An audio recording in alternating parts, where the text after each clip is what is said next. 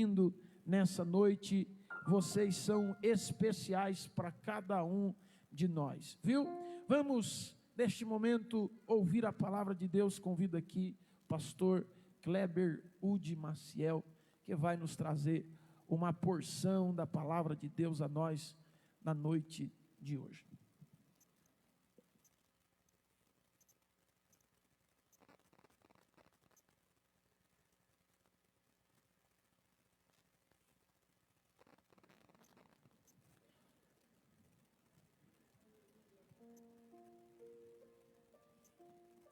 Glória a Deus.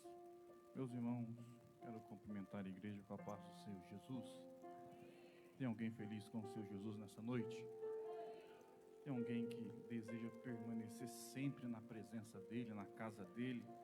Como nós louvamos nessa noite, que esse sentimento nunca se afaste de nós. Eu convido os irmãos a se colocar de pé.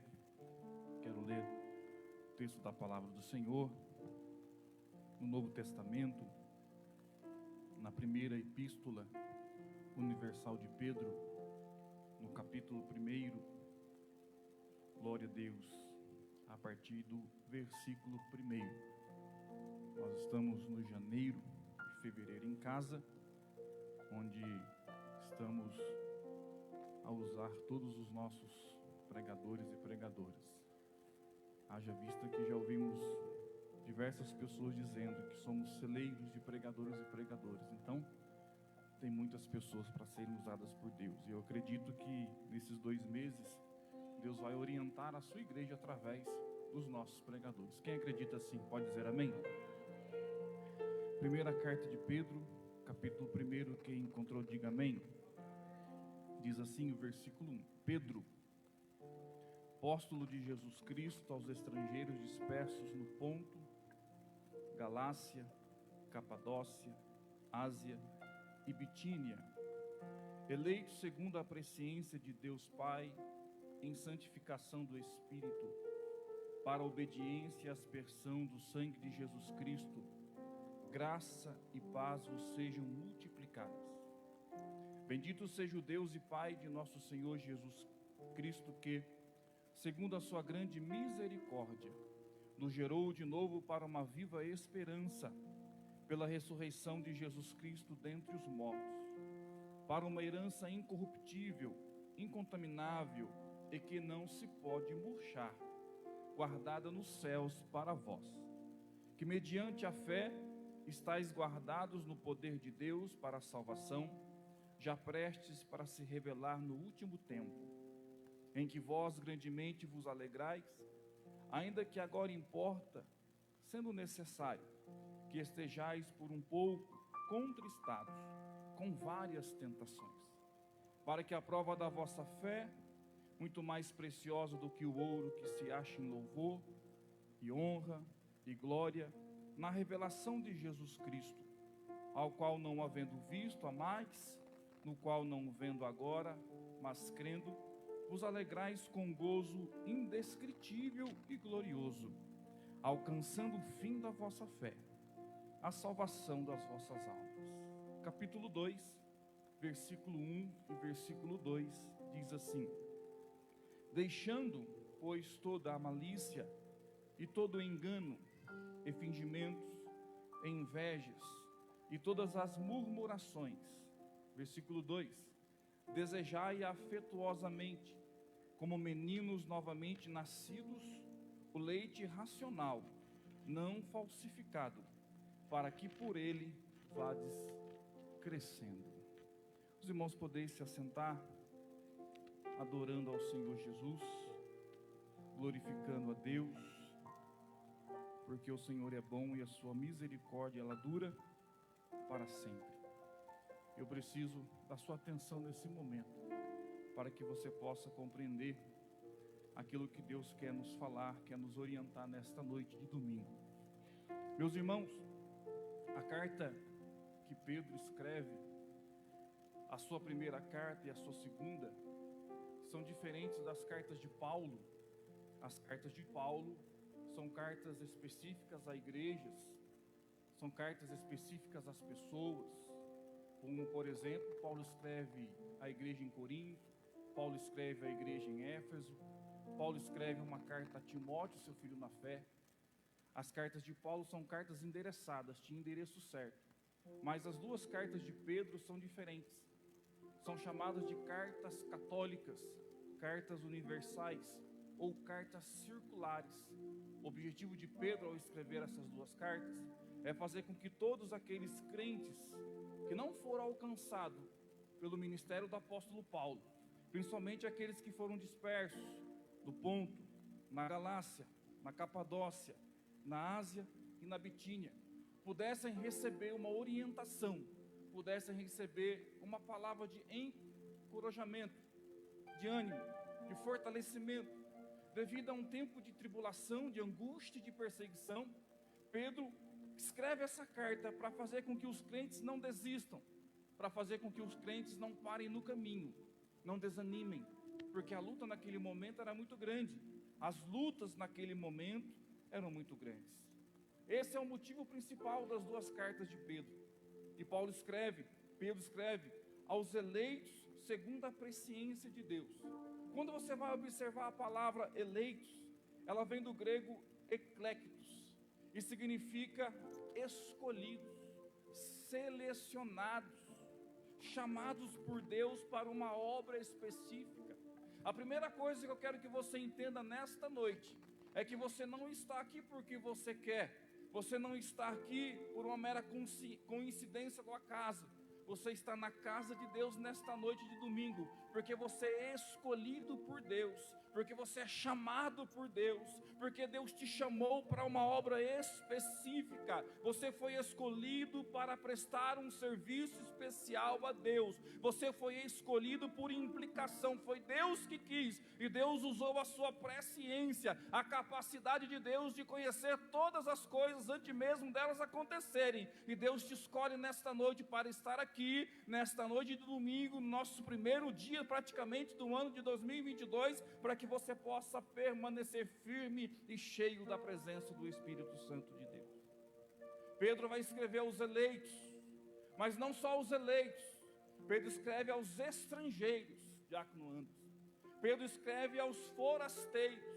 A palavra no original significa peregrino, aquele que não tem parada própria, aquele que não tem uma nação estabelecida.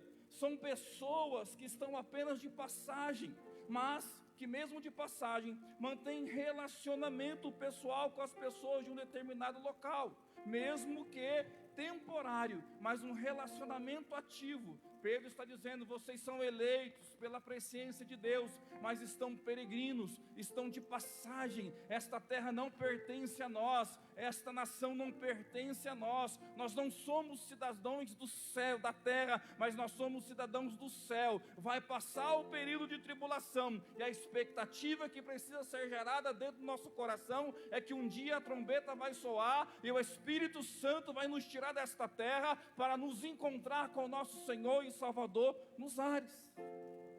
Pedro vai escrever essa carta, Pedro vai escrever as suas cartas como uma mensagem de esperança àqueles crentes. Por quê? Porque devido às lutas e tribulações, muitos estavam já desanimados, muitos já estavam cansados, sobrecarregados, perdendo a fé. E no culto de passagem do ano, é o que estava pensando, e me veio à memória o Salmo 122 e o verso 1, quando o escritor vai dizer: alegrei-me quando me disseram, vamos à casa do Senhor. Esse sentimento de alegria em estar na casa de Deus tem sido deixado de lado.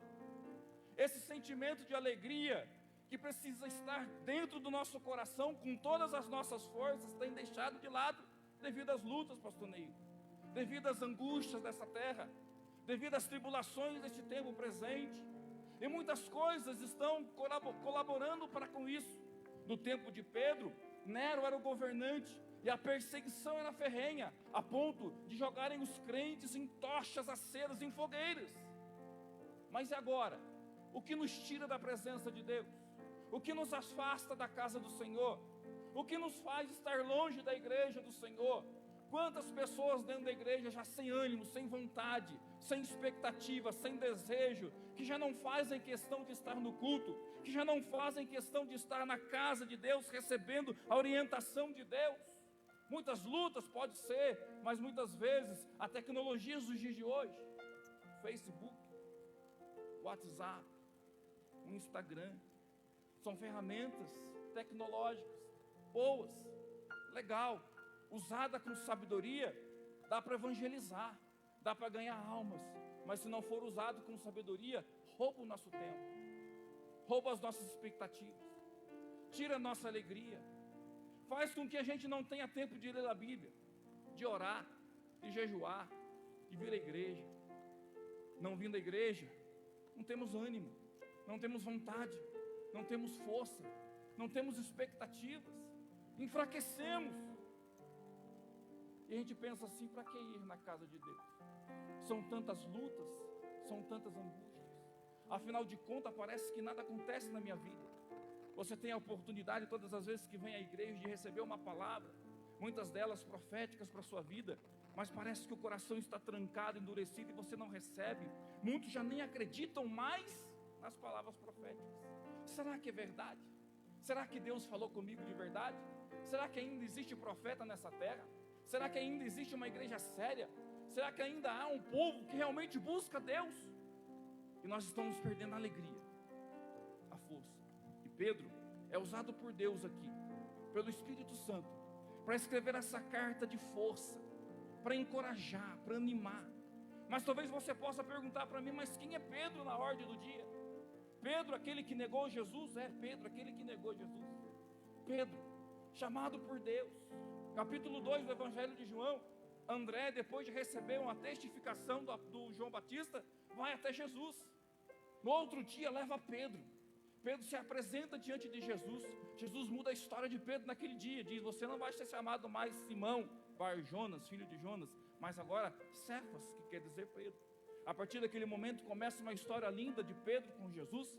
E Pedro começa a andar com Jesus, ter relacionamento com Jesus, ter intimidade com Jesus, ouvir as mensagens de Jesus, contemplar com seus olhos Jesus fazer milagres, olhar como Jesus estava fazendo tudo aquilo. Pedro andou com Jesus, viveu com Jesus, comeu com Jesus, sentiu de perto o poder de Jesus, a graça de Jesus.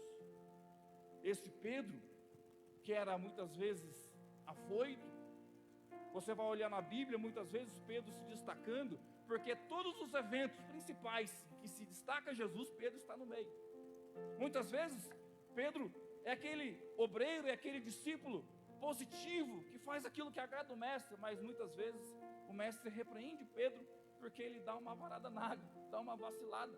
É esse mesmo Pedro que vai escrever essa carta, o Pedro de altos e de baixos, o Pedro que uma hora a sua fé está lá em cima e outra hora a sua fé está lá embaixo.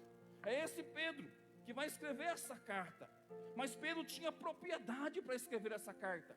Pedro tinha consciência do porquê de escrever essa carta, porque este Pedro, que passa por luta, que passa por tribulação, que vai negar Jesus lá no templo.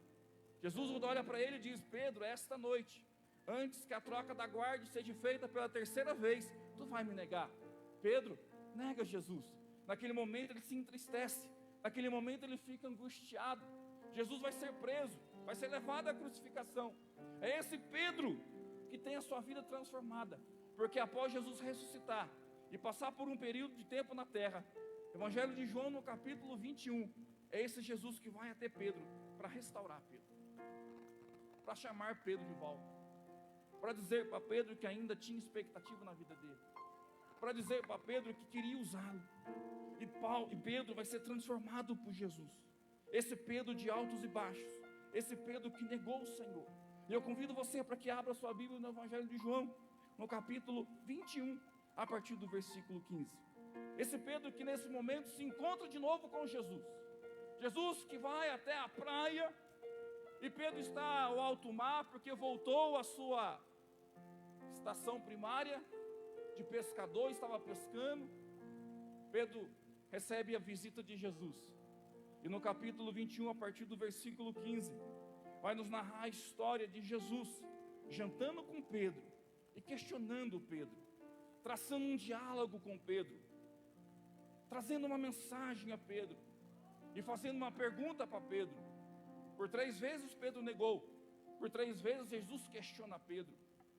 Capítulo 15, 21, versículo 15. E depois de terem jantado, disse Simão Pedro, disse Jesus a Simão Pedro: Simão, filho de Jonas. E a pergunta de Jesus é: ama-me mais do que estes?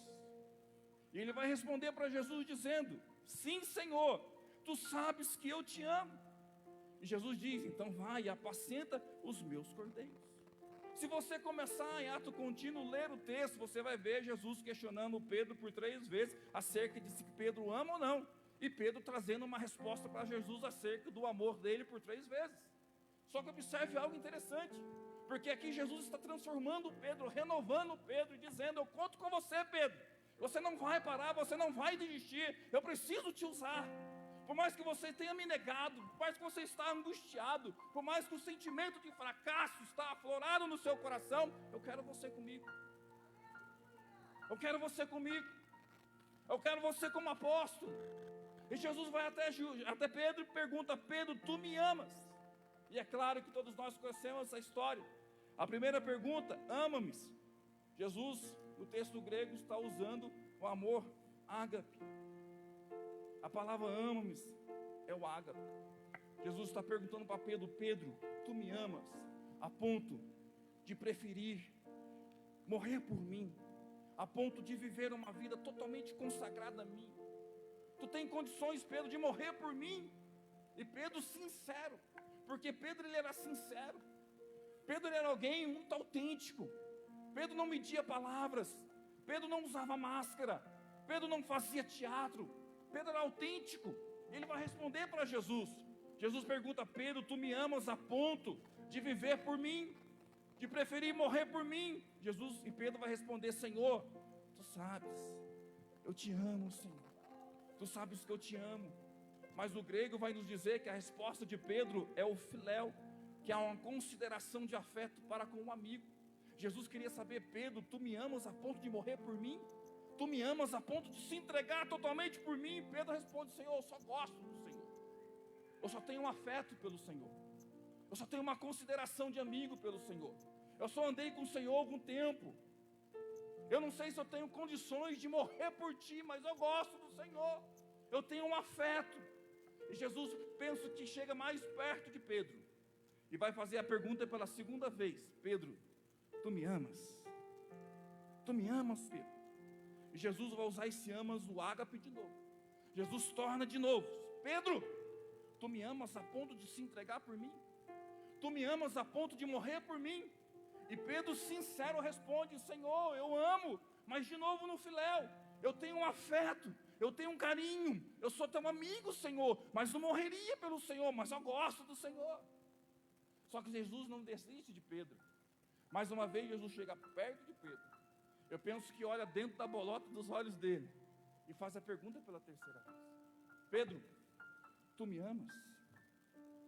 E a Bíblia vai nos dizer que Pedro se entristece, porque foi a terceira vez que Jesus questiona Pedro. Pedro se entristece, como se ele estivesse pensando: mas Senhor, já falei 2 vezes que eu gosto do Senhor com afeto. Só que na pergunta que Jesus faz agora pela terceira vez, ele não usa mais o ágape, ele usa o filéu também. Ele vai chegar para Pedro e fala: Pedro, eu entendi que tu me amas como um amigo, que tem carinho, que tem afeto. Eu sei que esse é o seu sentimento. E Pedro vai responder: então, Senhor, tu sabe todas as coisas. Só que por mais que Jesus questiona Pedro por 3 vezes, Jesus diz: então vai, apacenta os meus cordeiros, apacenta as minhas ovelhas, apacenta as minhas ovelhas. Jesus não quer perder Pedro aqui. Observe que no texto do evangelista Richard, Pedro não consegue se igualar a Jesus, mas Jesus desce para se igualar com Pedro. Pedro não consegue amar Jesus com o coração totalmente ligado a Ele, a ponto de morrer por Ele, mas Jesus desce a ponto de dizer: então serve você me amar só como amigo, então serve você ter um afeto por mim. Eu quero você, Pedro. Eu quero te restaurar, Pedro. Talvez você possa ter entrado aqui dizendo: eu não tenho mais condições, porque eu sou como Pedro, eu sou fraco, eu sou de altos e baixos. Uma hora eu quero estar na igreja, outra hora eu não quero estar. Uma hora eu estou bem, estou cheio do Espírito Santo, outra hora eu estou no pecado e não consigo me fortalecer.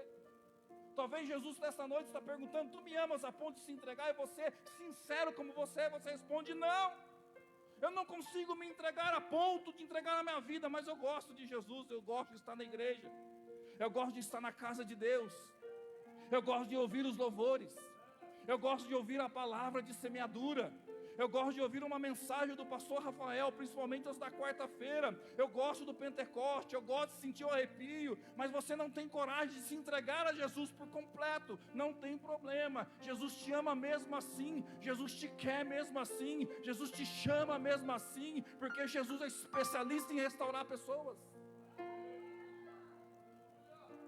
E nas 3 respostas que Jesus vai dar para Pedro, Ele vai dizer: então vai, Pedro, apacenta, Pedro. Quero você no meu ministério, quero você comigo, Pedro, quero você junto comigo. Mas Senhor, eu te neguei. Não tem problema, é o momento da restauração. O sentimento que Jesus tem por Pedro é um sentimento de pastor, que ama as suas ovelhas, por mais que a sua ovelha talvez não ame a ponto de se entregar por ela. E aqui está o pastor Rafael. Pastor Rafael, nem todo mundo te ama, nem todo mundo se entrega pelo Senhor, mas sente afeto, sente carinho. Mas o Senhor é o pastor, e o pastor, ele ama como Jesus. O pastor, ele é capaz de se igualar no nível da ovelha, para amar essa ovelha, para trazer essa ovelha próxima. Foi o que Jesus fez com Pedro. Aqui começa a restauração de Pedro. Eu quero você, Pedro. Eu quero que você apacente os meus cordeiros, eu quero que você apacente as minhas ovelhas. Só que se você observar o versículo 18, Jesus, depois de entender Pedro, e de fazer Pedro entender Jesus, o Senhor Ele revela algo para Pedro, dizendo: Pedro, na verdade eu te digo uma coisa. Quando eras mais moço, te cingias a ti mesmo e andavas por onde queria. Mas quando já fores velho, estenderás as tuas mãos, e outro te cingirá e te levará para onde tu não queiras. É como se Jesus estivesse olhando para Pedro, dizendo: Pedro, quando tu eras moço, e essa expressão moço aqui no original é neófito, dá a entender e dá a ideia de uma lua nova, pessoa inexperiente, pessoa que não tem relacionamento. E Jesus está dizendo: Pedro, tu é moço, tu não tem maturidade ainda, e por isso tu te cinges, você anda para onde você quer. Tu é moço, tu és como uma lua nova, mas vai chegar o tempo que você vai ficar velho. Enquanto você está moço, você é imaturo, faz o que quer. Mas quando você ficar velho, quando você crescer, quando você amadurecer, aí você vai estar preparado para ser meu servo, porque você não vai fazer mais a tua vontade, você vai fazer a minha vontade.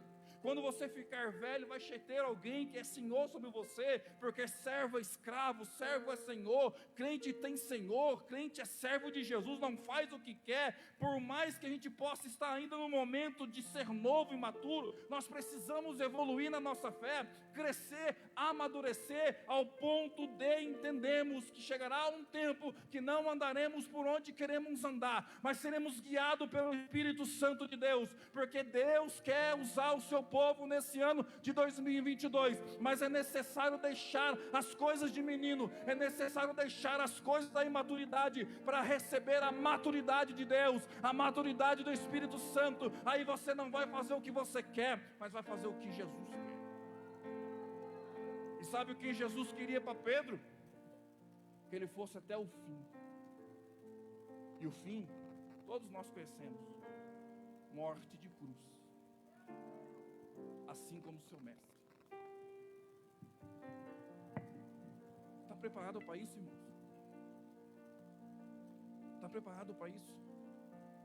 É como que Jesus estivesse revelando para Pedro: Pedro, tu é moço ainda, tu cinge o próprio cinto diante de ti, tu andas, Pedro, por onde você quer, mas vai chegar um tempo que você não vai andar por onde você quer, porque eu, como o Senhor, vou te guiar. Só que eu quero você comigo, eu quero te dar uma palavra: vai. E mesmo na sua fraqueza, mesmo na sua imaturidade, porque você ainda está no processo de crescimento, vai e apacenta os meus cordeiros. Arnion no grego, ovelha imatura, ovelha jovem. Jesus está dizendo: vai apacentar gente igual a você, Pedro. Vai apacentar gente imatura igual a você, problemática igual a você, cheia de dificuldade igual a você, mas eu quero que você apacente os meus cordeiros. E você vai crescer, porque você vai evoluir, e você vai apacentar as minhas ovelhas. Probatom, alguém que já aceita ser carregado, orientado, guiado. E depois, pela terceira vez, vai e apacenta as minhas ovelhas. Uma outra variante, uma ovelha já adulta, que caminha com o seu pastor, para onde o seu pastor quer guiá-la. Jesus estava restaurando Pedro, e Pedro agarra esta palavra. Pedro agarra esta oportunidade, pastor João. Pedro agarra esta chance que Jesus estava dando a ele. Ele estava no mar frustrado, cansado, abatido, sobrecarregado, dizendo: neguei Jesus, já era, estou frito. Mas Jesus aparece, restaura Pedro e fala: vai, Pedro, e apacenta as minhas ovelhas. E é aí que Pedro vai. Ele vai escrever a sua primeira carta aos crentes que estão dispersos por causa da perseguição. Ele entendia de perseguição, ele entendia dessa situação calamitosa que o povo vivia naquela época. E Pedro vai então fazer a vontade de Deus e escrever 2 cartas circulares para aqueles que estavam ainda sem receber a palavra de orientação. O que Paulo não fez, porque Paulo só visitou a Galácia do Sul. Pedro visita a Galácia do Norte, a Galácia do Oeste, a Galácia do Leste, visita o Ponto, visita a Bitínia, visita outros lugares, levando uma palavra de força, de ânimo. E Pedro vai escrever então a sua carta, a sua primeira carta.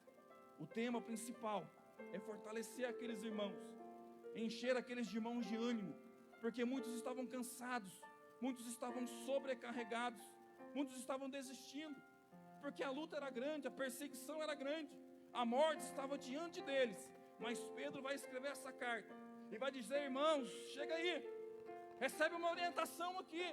Vocês que estão passando por lutas, vocês que estão passando por dificuldades, as fogueiras estão acesas, muitos de nós estão morrendo na figueira.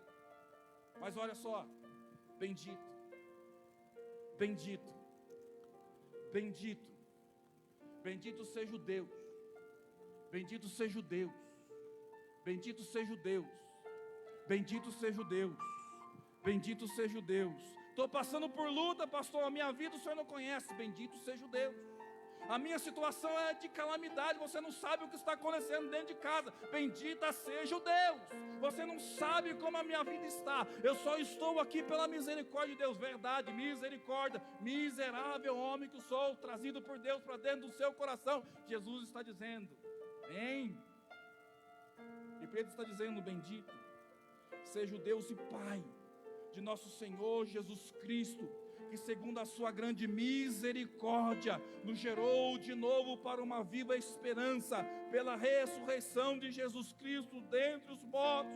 Pedro fala de salvação porque precisava resgatar no coração daqueles crentes a expectativa da salvação. E ele diz: a fonte vem de Deus, é Deus o autor da salvação, é Deus que nos dá a salvação. E o texto vai dizer que Ele nos gerou, regenerou. Fala de gerar novamente, fala de novo nascimento, de nova criatura. Mas agora não da terra, mas do céu. Porque a expressão no grego para gerou, fala de gerar novamente, agora de cima, nascido do alto, com essência do alto, com sensibilidade do alto, com espiritualidade do alto.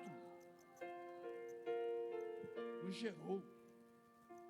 Deixa a carne para lá, deixa a terra para lá, do alto, nos gerou de novo. Para quê? Por quê? Porque existe uma herança. Olha a necessidade de Pedro de trazer orientação. É isso que às vezes nós esquecemos, irmãos. É isso que faz com que a gente desista dos caminhos do Senhor, porque não temos noção da grandiosidade do ato de Jesus na cruz, do que representa a salvação para a nossa vida, do que representa a vida nossa na igreja, o sacrifício de Jesus na cruz. Muitos de nós não temos mais essa expectativa, estamos cansados, parece que a religiosidade tomou conta, vestimos uma capa, colocamos uma máscara, parece que a igreja não é mais real, e é real, aqui é muito espiritual, aqui não é um salão, aqui é o reino de Deus, aqui se manifesta o reino de Deus. Enquanto você estiver aqui, você pode estar sofrendo o que estiver sofrendo lá fora, aqui você está no reino de Deus. E se você abrir o seu coração e crer, uma palavra, é um louvor, é um hino da harpa, é uma saudação, é alguém que estenda a mão, é só o fato de você olhar para o seu irmão e dar um sorriso, você está no reino dos céus, e dentro do lugar onde é o reino dos céus, muitas coisas acontecem. E Pedro, Deus nos gerou de novo, porque Ele tem uma herança, Ele tem uma porção de Deus, que Deus nos atribui, um presente de Deus. Porque observe o texto, nos gerou de novo para uma viva esperança, mas no versículo 4 diz, para uma herança, para um presente que Deus preparou para nós, algo que Deus atribuiu a nós, é uma possessão, é algo fantástico, que na nossa mente humana não dá para compreender. Paulo vai dizer, olha, o que os olhos não viram, o que os ouvidos não ouviram, o que não desceu na mente do homem, nada que você possa imaginar aí, chega perto, irmão, daquilo que está preparado para nós. É uma herança, é uma possessão incorruptível, que não se corrompe, que não está sujeita à corrupção, é incontaminável, porque não tem manchas nela, porque é algo duradouro, inalterável, e ela não pode ser murchada, não pode ser alterada, não pode ser desabotada, não pode ser destruído, é imperecível. Tudo isso é o que Deus preparou para mim e para você. Só que observe que tudo isso custa algo de nós. Tudo isso custa algo de nós. Pedro vai fortalecer aqueles irmãos, mas vai dizer àqueles irmãos, olha, o que Deus deu para nós é grande. O que Deus deu para nós é algo extraordinário. Mas Pedro encoraja aqueles irmãos a vencer o quê? As lutas e as provações. Porque a partir do versículo 6 ao 8, Pedro vai falar de luta e provação. Pedro vai dizer, Deus é bom, bendito seja o Deus e Pai. Deus é maravilhoso, Deus nos gerou, nos regenerou, nos deu nova expectativa, nos deu nova vida. Preparou uma herança incorruptível, incontaminável, não pode ser murchada, não pode ser roubada. Mas entenda que você só vai usufruir disso se você vencer as lutas e provações. E o contexto que Pedro escreve é um contexto de luta e provação. Mas Pedro vai nos dar um propósito. Pedro vai nos dizer para que servem as lutas e para que servem as provações. E aqueles crentes deveriam passar aquelas lutas e aquelas provações alegres. Dá para viver uma luta alegre? Dá para viver uma luta feliz? Dá para viver uma luta contente, mas alegre, exultando, se alegrando muito por causa da luta. Observe, em que vós grandemente vos alegrais. Pedro está dizendo, a luta que você passa, a prova que você passa é grande, mas vocês estão vencendo elas. Por quê? Porque vocês estão alegres. Para que serve a prova? A prova tem um objetivo, é revelar Jesus em nós, é nos trazer para próximo de Jesus. Talvez você pense, por que eu estou passando luto? Para que você ore mais, para que você jejue mais, para que você consagre mais, porque quando você fizer isso, mais cheio do Espírito Santo você vai estar. Quanto mais você ora, quanto mais você lê Bíblia, quanto mais você jejua, mais cheio do Espírito Santo você vai estar. E o resultado disso é que você revelará Jesus em ti. Quando alguém chegar próximo de você, ao invés de você murmurar, você vai dizer, recebe aqui o que eu estou tendo aqui, porque eu estou cheio do Espírito Santo. E a pessoa vai receber de você, não murmuração, mas Jesus Cristo. Mas recebe essa luta com alegria. Recebe essa luta, porque essa luta é breve. Ela passa rápido. Aqui diz que é necessário que sejais por um pouco, ou breve, algumas tradições. É necessário você passar por algumas lutas. Essas lutas são breves, elas são poucas. É um pequeno, curto espaço de tempo de luta. Só que tem um detalhe: é curto, passa rápido a prova, mas são várias tentações. Você nem acaba de sair de uma, você já entra na outra. E aí a expressão no texto original, poiquilos, fala de muitas cores, de vários tipos, de diversificidade. Ou seja, você está diante de uma luta, uma crise financeira, você resolve a crise financeira. Glória a Deus, não, tu vai entrar na crise familiar agora. Aí você resolve a crise familiar, glória a Deus, não, você vai entrar na crise espiritual. Você resolve a crise espiritual, você vai sair agora e vai entrar na crise emocional. São muitas crises, são várias, mas passa rápido. O objetivo é fazer com que Jesus venha a ser glorificado, é valorizar a nossa fé, é para a glória de Deus, é para revelar Jesus em nós. E para que possamos terminar, Pedro, depois que exorta aqueles crentes a buscar se perseverar, a estar cheio da presença de Deus, você pode olhar para mim nessa oportunidade e perguntar assim: mas como que eu faço? A luta só serve para me desanimar, a luta só serve para me deixar para baixo, a luta só serve para me tirar da igreja, para me afastar de Deus. Como que eu venço isso? Como que eu posso passar pela luta dando glória a Deus? Como que eu faço isso? Só tem um jeito. Capítulo 2, versículo 1. Deixando.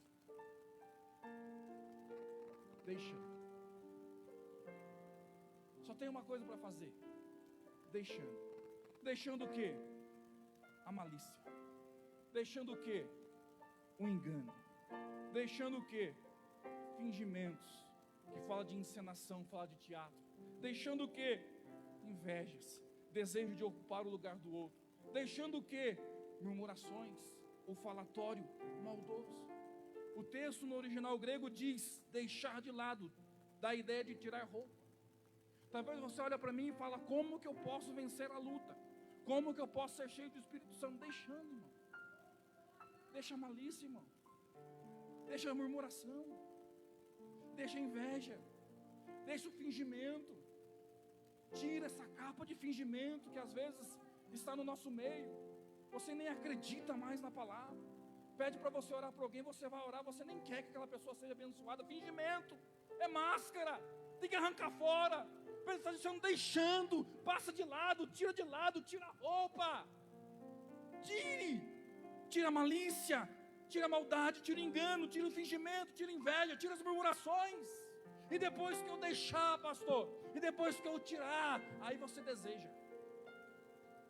Depois que você deixar, você deseja.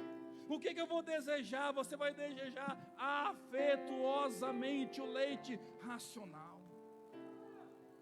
Depois que você deixar tudo isso, você deseja a palavra, você deseja a Bíblia. Como que eu desejo? Como um menino recém-nascido que precisa do leite da mãe, que vai trazer nutriente, que vai trazer todo o alimento necessário. É isso que eu preciso vencer, é isso que eu preciso entender. Eu preciso deixar todos os sentimentos carnais de lado e desejar a Bíblia, e desejar a palavra, e desejar estar na igreja. Eu quero que você se coloque de pé nesse momento, porque eu quero profetizar biblicamente nessa noite, que nós vamos deixar a malícia de lado, que nós vamos deixar o engano de lado, que nós vamos deixar os fingimentos de lado, que nós vamos deixar as invejas, as murmurações de lado, e vamos buscar a palavra, vamos amar a palavra. 2022 vai ser o ano da palavra, vai ser o ano da Bíblia, é o ano de você orar, é o ano de você ler Bíblia, de estudar, meditar. Não vai ler como ler uma revista, mas vai meditar versículo, ponto, vírgula. Você vai observar a palavra. Vai ser um ano da restauração, porque vamos passar a desejar a palavra, amar a palavra, para que possamos viver essa expectativa, essa herança incontaminável, essa fé que vai nos levar ao céu, essa fé que mudou a história de Pedro e que vai mudar a sua história também. E se você acredita nisso, você vai orar comigo nesse momento. Isso você vai dizer: Senhor, eu quero deixar. Esse ano é o ano de deixar. Sabe aquele negócio de ano novo, vida nova? Nada acontece se as suas atitudes não mudarem. Nada acontece se a sua atitude não mudar, se os seus hábitos não mudarem, se a sua realidade não mudar. O que é crise? É o desalinhamento do propósito de Deus na sua vida. Quando você não está caminhando no centro da vontade de Deus, é crise, é luta, é murmuração, é angústia, é prova. Mas quando você está andando no centro da vontade de Deus, deixando tudo isso de lado e desejando a Bíblia Sagrada, você vai ver o que Deus vai fazer na sua vida a partir desse ano. Senhor, nós te agradecemos, porque Tu és bom e a Tua misericórdia dura para sempre. Abençoa o Teu povo, abençoa a Tua igreja, abençoa os Teus filhos, Senhor. Ó Pai, que esta palavra fique guardada no coração dos Teus filhos nesta oportunidade. Ó Deus, que possamos aprender com Pedro, Senhor, que foi restaurado por Jesus. Por mais que ele venha a ser falho, por mais que ele venha a ser fraco, ó Pai, o Senhor restaurou Pedro e o Senhor pode restaurar muitos aqui nesta noite. Que o nosso coração se abra, Senhor, se derrame diante de Ti, e que possamos deixar tudo aquilo que é mal e desejar neste ano de 2022 a Tua palavra. Ó Deus, como meninos recém-nascidos que desejam o leite, ó Pai, o mais puro alimento, possamos nós desejar a Tua palavra, o mais puro alimento que pode transformar, que pode restaurar, que pode resgatar e que pode nos dar uma vida completamente satisfeita em Ti.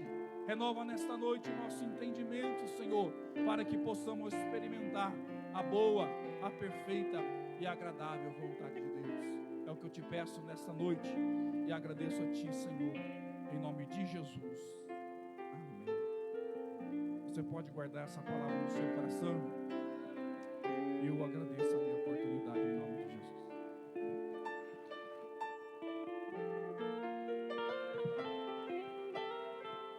Você tem alguém na tua casa, na tua família, que está afastado dos caminhos do Senhor, ou que não é evangélico e não está aqui no culto hoje, e você tem um sonho, um desejo que ele volte para Jesus, ou que ele aceite a Jesus? Tem alguém aqui que tem esse desejo? Levanta a mão, deixa eu ver.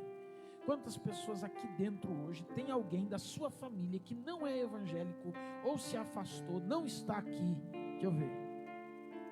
Pronto. Você se alegraria se ele viesse para o culto hoje, chegasse sentadinho do teu lado, ouvisse essa mensagem, e depois de ouvir essa mensagem, você ficaria com vontade de olhar para ele e dizer assim: você não quer aceitar Jesus? Vamos voltar hoje para o Senhor. Se ele estivesse do teu lado aí hoje, você faria isso, sim ou não? Você tem esse desejo?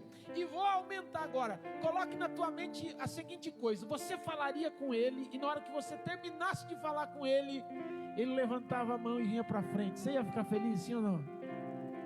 Qual é o sentimento que você teria nesse momento? Hã? Eles estão aqui? Sim ou não? Mas você sabia que tem algumas pessoas que estão aqui hoje, que é filho de alguém, que é pai de alguém, que é irmão de alguém? Sabia ou não? Então agora feche os seus olhos aí e diga: Senhor, vai, diga: Senhor, tem aqui alguém, quem sabe eu não conheço, mas o meu sentimento é como se fosse o meu pai, o meu irmão, a minha irmã, o meu esposo ou a minha esposa que estivesse hoje aqui, e o mesmo sentimento que eu tenho, se ele estivesse aqui e voltasse para a tua casa, é com esse mesmo sentimento que eu peço a ti: salve hoje aqueles que aqui estão, em nome de Jesus. Aonde está a primeira pessoa que hoje vai voltar para Jesus, que ouviu a palavra hoje e entendeu que, quem sabe como Pedro, você não ama na medida e nem na proporção que gostaria de amar, mas mesmo assim Jesus te compreende e disse para você: eu não vou abrir mão de você. Aonde está você que hoje, mesmo fraco, fraca, quer entregar a sua vida para Jesus do jeito que você está, consciente de que Ele vai transformar a tua vida, vai mudar a tua história e vai fazer você um novo homem, uma nova mulher. Aonde está você hoje que vai entregar a sua vida para Jesus? Cadê você? Dê um sinal com a sua mão e eu quero orar por você. Aonde está a primeira pessoa que hoje vai entregar a vida para Jesus? Aonde está você? Pastor, tem. Pastor, entendeu a palavra? E se entendeu ainda? Você não faz ideia o tanto que entendeu. Mas então o que falta? Você sair do teu lugar e vir aqui à frente e receber esse amor de Jesus que foi ministrado aqui nessa noite. Cadê você? Aonde está você? Quem lembra daquele corinho que a gente cantava, que era assim: meu amigo, hoje tu tens a escolha, vida ou morte, qual vai aceitar? Amanhã pode ser muito tarde. Hoje Cristo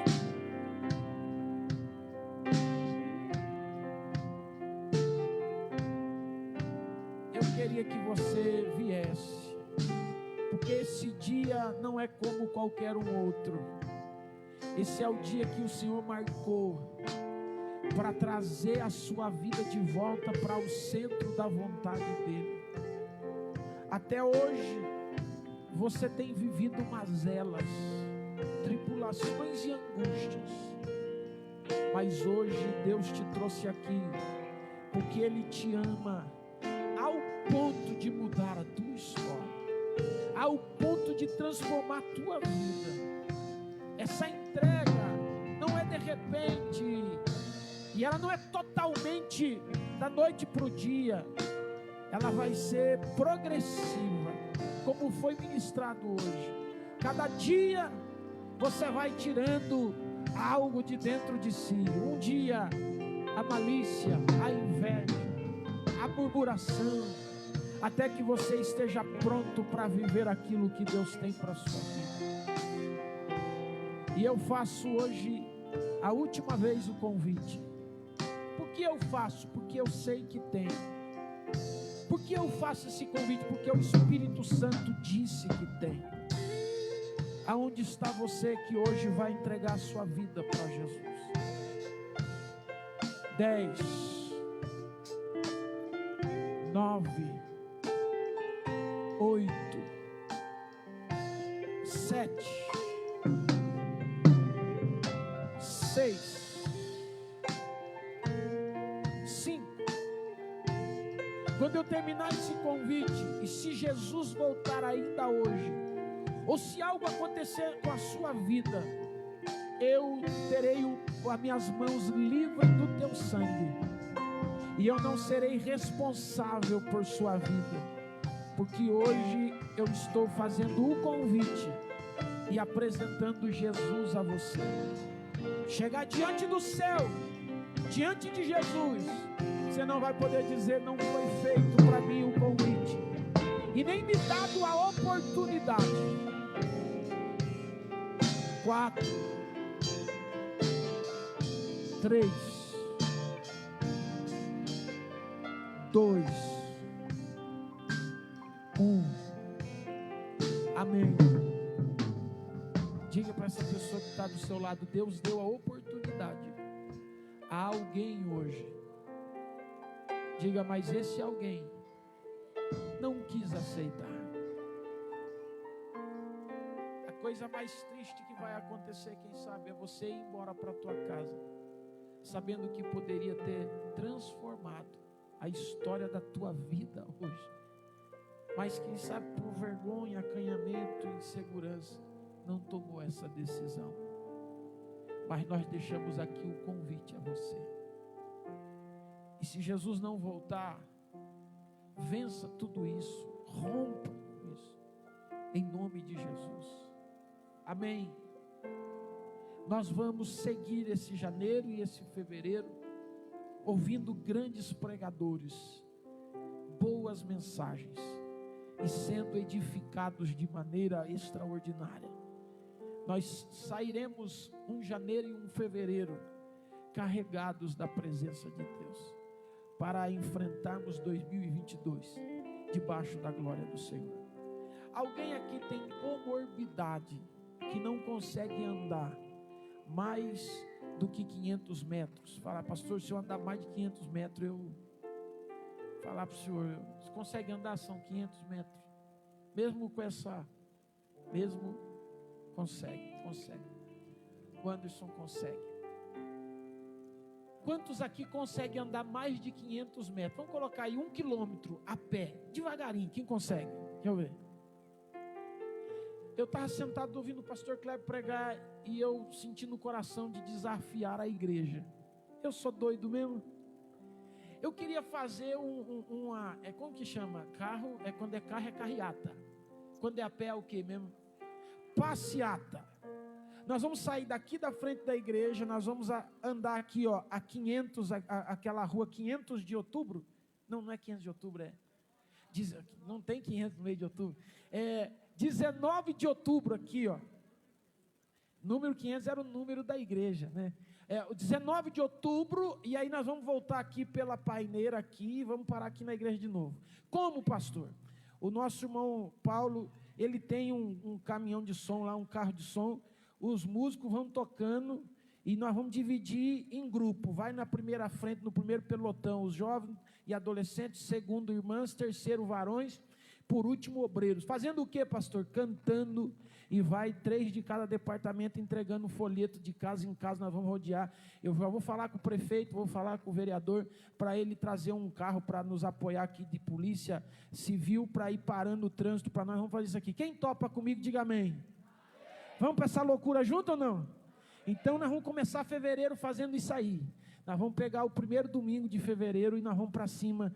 Aleluia, aleluia. E nós vamos ser igreja ali fora. E eles vão saber que aqui existe um povo guerreiro que está preparado para a batalha espiritual. Amém? Glória a Jesus. Então, no primeiro domingo, nós vamos encerrar mais cedo aqui. Vai ser a ceia mais rápida que você já viu na tua vida. 11 horas eu vou encerrar a ceia. Nós vamos começar lá 10 horas. 11 eu encerro a ceia. E nós vamos sair marchando. Até meio-dia você está de volta. Você aguenta andar 1 quilômetro? Amém? Aguenta andar 1 quilômetro cantando, adorando, pregando, falando que Jesus salva, cura e batiza com o Espírito Santo. E aí você vai ver o culto de domingo à noite. Depois você me conta o que Deus vai fazer no domingo à noite aqui nessa igreja. Vamos orar agradecendo a Deus. Convido aqui o pastor Adriano para orar agradecendo. Até o Zero não aguentou de tanta unção que está nesse lugar aqui hoje.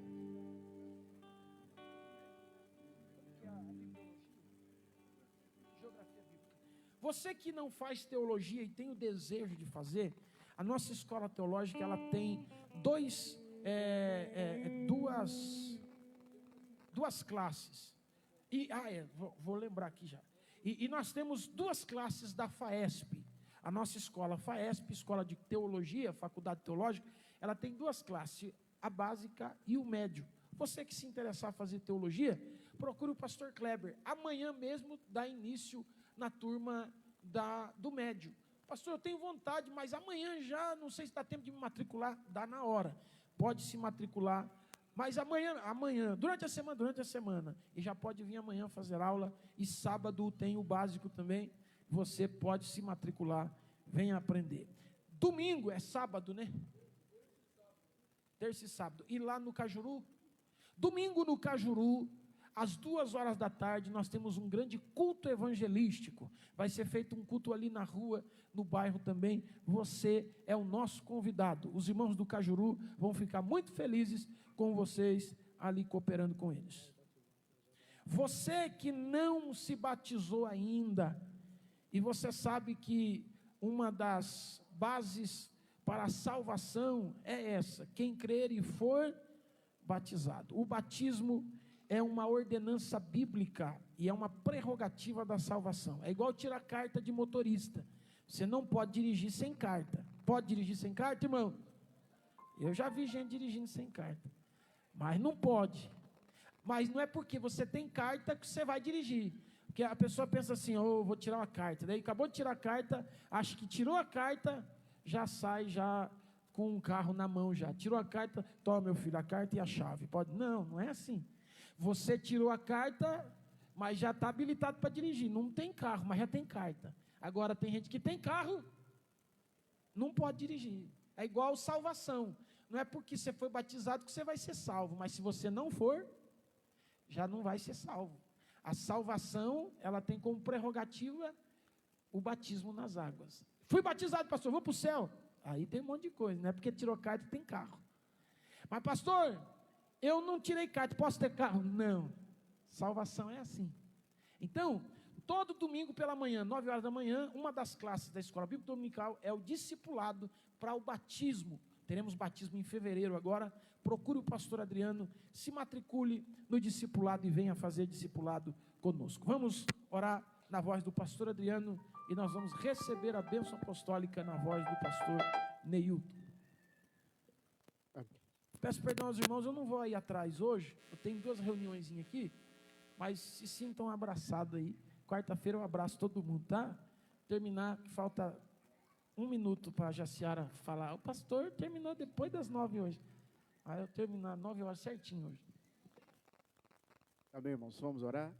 Senhor Deus, eu quero te agradecer por este culto, Pai, pelos louvores entoados, Pai, pela oportunidade de estar mais uma vez na sua casa. Muito obrigado, ó Pai, porque até aqui o Senhor Deus tem me sustentado, tem me dado uma direção. Obrigado, Pai, por a nossa igreja, pela vida do pastor Rafael, dos pastores que estão aqui. Obrigado, ó Pai, pela vida do pastor Kleber, que ministrou na nossa vida nesse dia de hoje, ó Pai. Que o Senhor Deus continue a nos abençoar de uma forma grandiosa, como o Senhor Deus tem feito em nossa vida, em nome de Jesus. Amém. Pai do Senhor, igreja, com a mão para o alto, que o grande amor de Deus, a graça do nosso Senhor e Salvador Jesus Cristo, a adoção, consolação pela pessoa do Espírito Santo de Deus, reine hoje para todos sempre.